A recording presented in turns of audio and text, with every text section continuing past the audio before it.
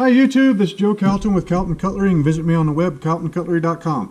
Okay, so as promised, this is the second video, sharpening, call it what you want. Sharpening while you're blindfolded, sharpening while you're blind, sharpening when you can't see, any of that kind of stuff. So this, again, this is the second part. In the first part, we took this knife and the DMT 325 diamond stone and a chunk of other stone, took the edge off, wrapped an old t-shirt around my face so that I couldn't see, and I sharpened it using the sharpen it just straight up on the diamond stone and then finish it off with micro bevels. In that video I did an awful lot about where my hands were in relation to each other, keeping the steel and the stone in approximately the same angle, because this is for a customer of mine who can't see. He's blind, and he's still sharpening knives, using knives, and then he just bought a custom straight razor from me. So not only is he sharpening knives and using knives, but he's also, shaving with a straight razor and honing a straight razor, all while he's blind, which is, impressive as can be, right? I mean, there are plenty of folks out there that, have the use of both eyes, have the use of both hands, and have enough money to be able to afford any sharpening stone that they want, and, they give up. And, here this guy is, he can't see, which a lot of people would say, hey, I can't do that. And this guy's just going ahead and doing it anyway. And I love that. I love, success stories. Anyways, you guys know what I mean. Okay, so this is the second part. Here we have got the King 1000, 6000 grit waterstone. This is the KW65, I think it is. It's the inexpensive one, the original, the one that you pick up for like 28 bucks off Amazon delivered. It's been soaking in water here a little bit. This time what we're going to do is we're going to do, the last one with the diamond hone. I held the diamond hone in my left hand because I'm right-handed, and then I held the knife in my right hand, and I, sharpened in the air. That worked really good because I could tell, I could tell where the knife was and the stone was in relation to each other, in relation to space, because, I work with my hands every day, I could close my eyes and still point at, different things in my hands, automatically know where to go, and they know where they are in relation to each other. This time what we're going to do is we're going to put the stone on the bench, and then we're going to let the bench hold the stone, and then let my hands hold the knife, and see if that makes any difference. I'm still going to do the same deal where, we dull up the knife, and then I'm going to kind of, tell you what I'm feeling and how I'm keeping the, how I'm sharpening, how I'm holding an angle, all that kind of stuff. This is, this isn't, like show off or anything. There's plenty of guys out there that have got YouTube videos on how to, showing them sharpening a knife blindfolded. Murray Carter's a good one that comes to mind. Actually, he's the only one that comes to mind at the moment. So it's not, everybody hasn't done a video on sharpening blindfolded. But there's enough of us that have done videos like that it's not like it's that dang tough. It's just an awful lot different. But this video is a little bit different than the other ones that I've seen, in the fact that I don't remember the other guys saying, hey, these are the different cues that I'm feeling for, to help other people learn the same thing. So anyway, so take that for what it is. So we got our old t-shirt.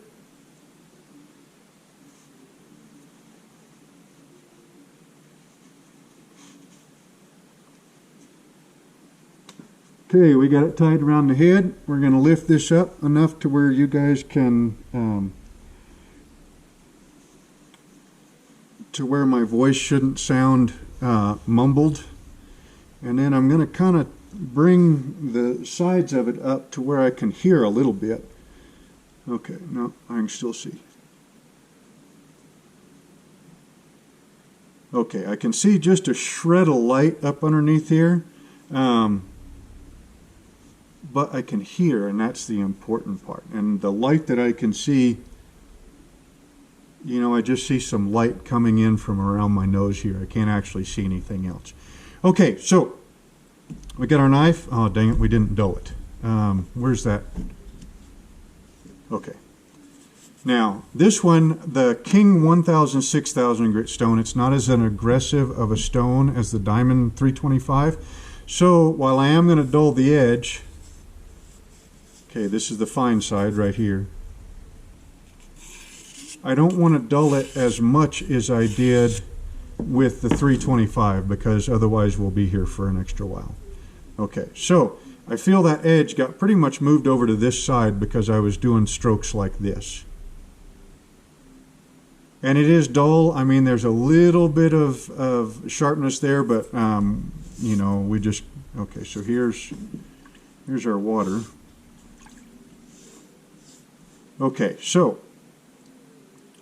the bench is flat on the stone is flat on the bench in front of me.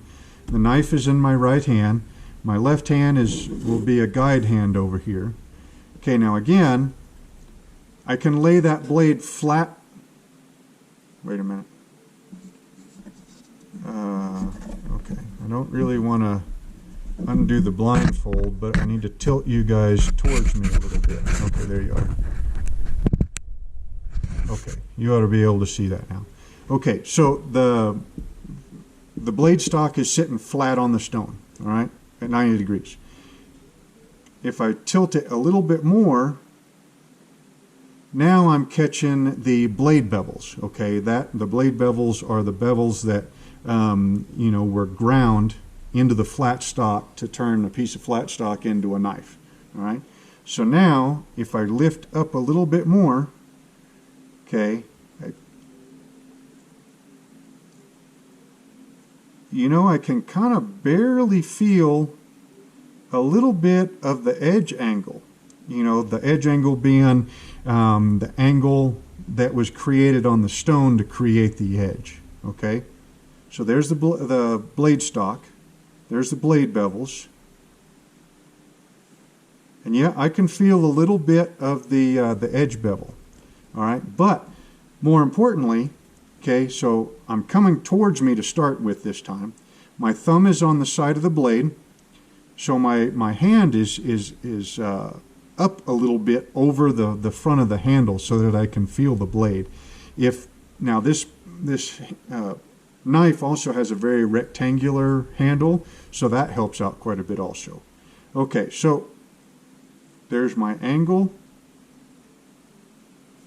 All right, so it's still kind of the same deal, only this time I've also got the reference of my hand, the back side of my hand, going over the bench top.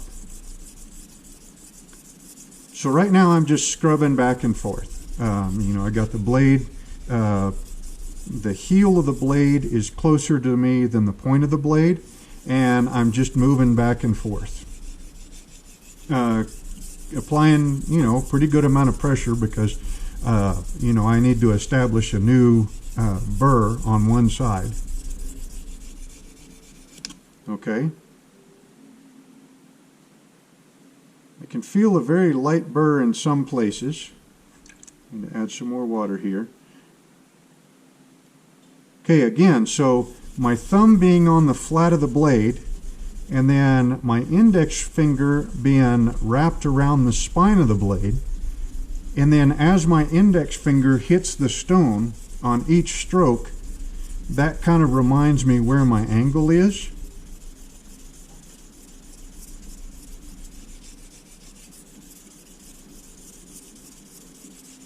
And then, like I said, as my knuckles are dragging over the tabletop, I don't really think I'm using that, but it is a reference that you could use. Oh, I just slipped off the edge of the stone. I'm trying to, I don't have a whole lot of battery left on that GoPro, so I'm trying to make this video a little bit quicker. Okay, so I'm getting more of a burr. Oh, it's light, but I think I've gotten most of it. There's a couple of spots towards the belly of the blade that I don't have it yet. Okay, so now I'm reversing and I'm pushing away from me. Oh boy, you can really tell that first couple of strokes, the pitch of the steel, the pitch of the sound of the steel on the stone really changes when that burr comes in or when you take it off. But this one's the same way as with the DMT. Okay, so I've got the spine of the blade is in the pad of my thumb. It's not in the center because I want a little bit lower angle. But between the my finger, my index finger is well, it's actually on the handle. It's not on the blade. But it's still giving me a reference there. And my thumb being in the spine and then hitting the edge of the stone, that's kind of what's helping me maintain an angle. Now, pushing away here, I really can't feel the surface of the bench on my knuckles. Now, if I drop, you guys can't see that a whole lot, I don't think, but if I take my middle finger here and I drop it a little bit, then I can feel it going across the tabletop. I don't think that's helping me maintain an angle right now, but it's another point of reference that you could use to kind of help you maintain an angle, I think. Okay, so now I got a good burr across the entire thing. Okay, now, this time what I've been doing, and I probably should have brought the left hand in also to kind of help, especially since I can't see. The more, points of references I have would be more better. But we'll do that a little bit this time. I mean, we've already got the burr, but we can do, oh yeah.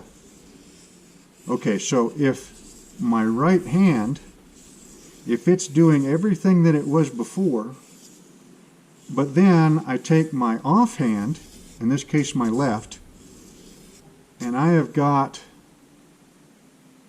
my left index finger on the flat of the blade, kind of in the middle. Maybe overhanging a little bit so that this part of my finger, the pad of my finger, is on the steel, and then kind of like the I don't want to say fatty portion, but the portion of flesh that kind of overlaps the edge when I bear down, it kind of gets displaced when you push into it. Okay, it's kind of riding on the surface of the stone. And then my other fingers, they're kind of wrapped around the spine. And then right there, my ring finger on my left hand is right on the point. That is really, oh boy, that would be the way to do it. Right there, because I can feel exactly where that angle is, and I can drop it, or I can raise it up, or I can put it right back where we were before. That's really nice. Okay. All right, now let's feel what that feels like going the other way. Okay, so now going the other way, pushing the blade away from me. My left hand, my index finger is resting on the spine. My ring finger, the tip of my ring finger, is still on the spine right behind the point, kind of helping me guide where that point's going. My pinky finger is kind of dropped down, and I can feel the edge of the stone there. And then, of course, my right hand, my thumb is on the spine, and then it's also hitting the stone when I come back on my stroke. And then my right index finger is still either on the flat of the blade or on the forward edge of the handle, and it's kind of bumping into the stone also. Okay. So now we established a burr on one side. Now I'm checking for the burr, and then we moved it to the other side. So now what I'm doing is I'm doing what they call leading edge strokes, alternating on sides. I'm feeling for the different pitch and vibration when that burr gets moved over, as well as hearing for the change in the sound when that burr gets moved over. Now I'm really reducing my pressure and alternating 3 or 4 strokes on each side to kind of work that burr back and forth and kind of get it nice and light. Now, this being a waterstone, where's my water? There it is. Waterstones, at least this one, is a little on the muddy side. Okay, so as you're abrading the knife on the stone, the steel of the knife is getting abraded away, but the top surface of the stone particles are being abraded away from the body of the stone also. Okay, so this type of stone doesn't really lend itself all that well to micro bevels and shearing the edge off. Okay, what happens is you'll have little bitty stone particles, and they'll be, I mean, if you could shrink yourself down to, like the size of a pinhead and sit on top of the stone and look across the stone, you would see like basically a field of boulders, okay? And they're all loose, and if you try to, if you do a edge leading into that, those boulders are hitting your edge, okay? So what we do on this is we do stone stropping, okay? Now this, I'm pretty sure I've never done this blindfolded because I just started using this technique about a year or two ago. So you want to stay at basically the same angle that you were before, only instead of cutting into the stone, you want to strop the blade on the stone, okay? And what that does is instead of the edge cutting into those boulders and going forward, now it's going backwards over the boulders, and the blade will just kind of flex up over the boulder, and so it's a good way to max out each grit of stone. Now to do this, I'm pretty much just reversing everything. My thumb on the spine,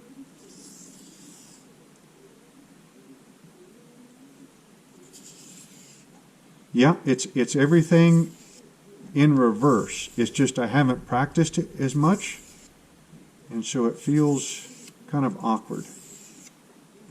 I mean, I haven't practiced it as much without being able to see what I'm doing.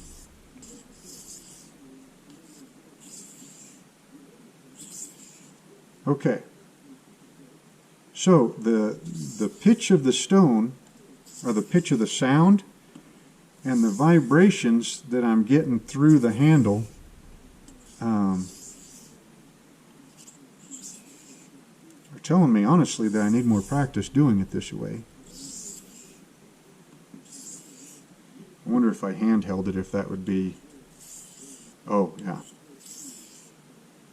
So that is much easier to do hand holding the stone. And there's some trash on the top of the stone too. Okay, so now what we're going to do is we're going to switch from the 1000 grit side to the 6000 grit side.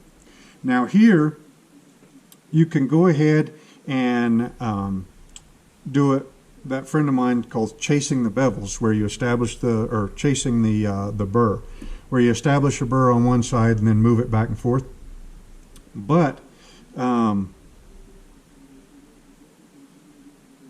not sure where I was going with that. Oh, my fingertips right now, they are beat up big time, okay? And so when they're just kind of normal, I can feel a 6000 grit burr. Okay, right now, I'd be really surprised if I could. Okay, so, I mean, we'll go ahead and try it. So I'm going to do some scrubbing motions with the edge going away from me at roughly the same edge angle that I was at before.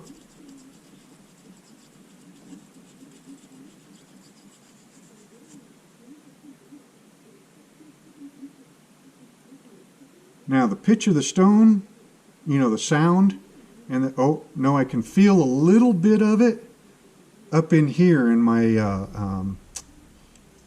not the pads of my fingers. I can't feel that right now. But in between the first joint of, you know, so the first joint of my fingertip, you know, the joint that's got the fingernail on it, and then where the palm of my hand starts, that section of my fingers there, I can feel that burr. It's very, very light. I kind of sort of feel it there on the inside of my forearm, but not really. So now let's go the other way.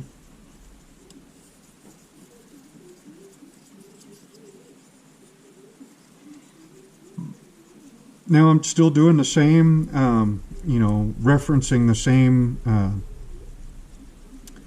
you know, with my thumb on the flat, my index finger wrapped around the spine, and then as my hand hits the stone for each stroke. Now see right there, the stone changed pitch. I could feel it and I could hear it. Ah, I can feel a burr there. Yep, it's very light, but it's there. Now what I'm doing is I'm palm stropping. So I'm stropping the edge across the heel of my left hand, and I can feel that burr going one direction, but I can't feel it going the other. Okay, so now what we need to do is go ahead and lighten this up.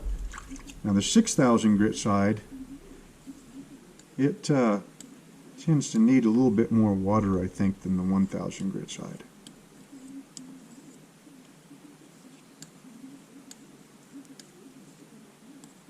And my pressure is quite a bit less.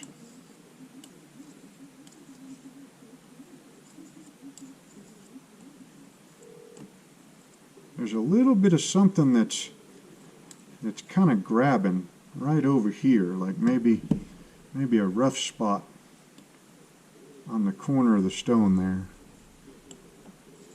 There we go, it's not on this side. Okay, so now I mean, it's feeling like I'm pretty well maxed out going edge leading strokes. So now we're going to throw some more water on here, and we're going to do some stone stropping.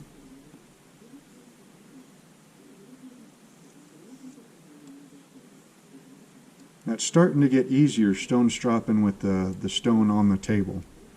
So apparently I just need to practice.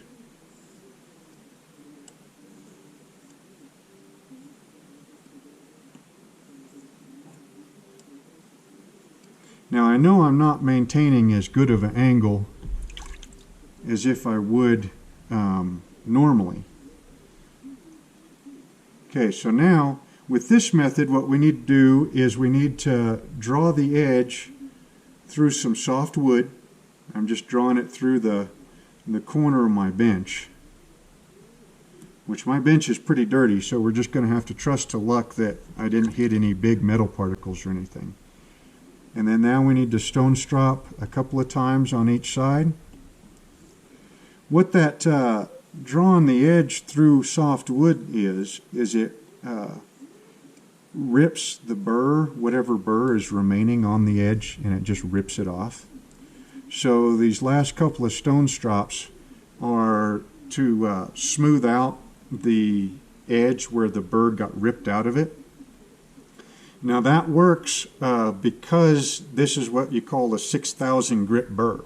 Okay, 6,000 grit burr will not hold on to the body of the steel or the body of the blade like a 325 grit burr would, okay, because it's a 6,000 grit burr. It's much, much lighter, much finer. Okay, so now, oh yeah,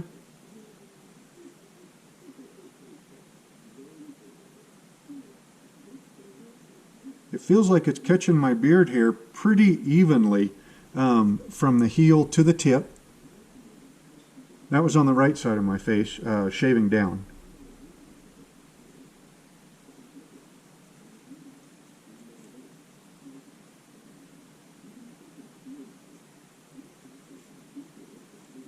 And you know, it feels like it's shaving pretty evenly on the left side of my face also. Now we'll try the arm hair. I'm going to tilt my arm around where there's more hair on the back.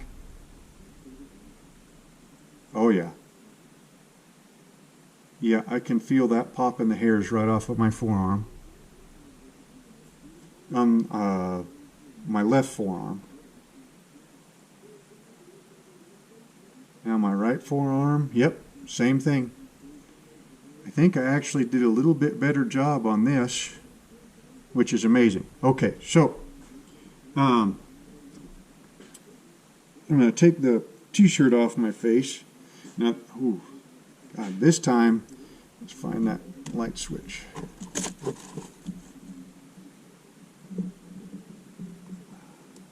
Oh.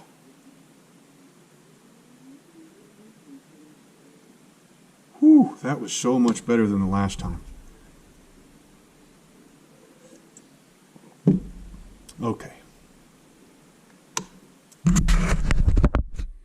All right, so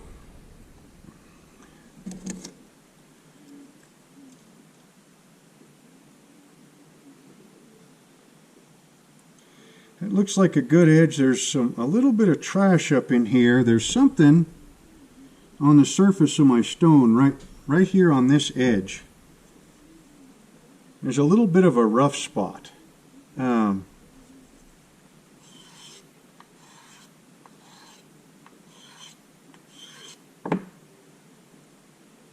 There we go. I don't know if it got, well, it's on this side too, but not quite as bad. I don't know if it got nicked, you know, because this stone sits up on the bench oh, there we go. That's nice and smooth. But something in there was catching on the edge. I was trying to stay away from that section of the stone where it was the worst, but I just did the best I could. Okay, so there's no bright spots in here, and like I said, it was, oh yeah. Yeah, it's, let me dry that hand off. You can see the hairs on there. I mean, it's popping them right off. So, so now sharpening that same knife without being able to see with two different, not only two different techniques, two different stones and two positions of the stones. The really big takeaway is, again, that spine in either the finger or the spine buried into the thumb, or when you're going, you know, away from you, or when you're coming back, that spine, you know, wrapping your index finger around it. The rectangular handle really helped out big time, but if it didn't have a rectangular handle, then you just choke up a little bit higher on the blade so that you get, you know, when the edge is coming towards you, your thumb is on the flat of the blade, your index finger is wrapped around it, and then as that index finger, as it hits the edge of the stone, you know, to start each stroke, that's when you start the angle on that stroke, and then you just try to maintain it as best you can until you hit the belly, and then you start raising the heel of your hand up. The burr really lets you know when you're done, okay? If you didn't have the burr, then you wouldn't know when you were done with that side. You just flat out wouldn't. If you can't see, you won't be able to see, you know, the magic marker thing. You won't be able to see the magic marker on, you know, the steel that's been removed. You just won't be able to because you can't see, right? So that burr really tells you when you are done with each stage. I haven't really ever noticed before. I mean, I kind of knew in the back of my head how much sound played a role in knowing when you were done with each stage. This time right here, boy, I mean, it was one of those things that you kind of know it's there, but then this time it was just like it jumped up, slapped me upside the head. So that makes a big difference. You know, make sure that the radio or the TV is, you know, down low, so that you can hear that. And then also feel for it. You know, you can definitely feel those vibrations. And that's one of those things, like I said, my fingertips are pretty calloused up right now. And even through that, I could feel those vibrations.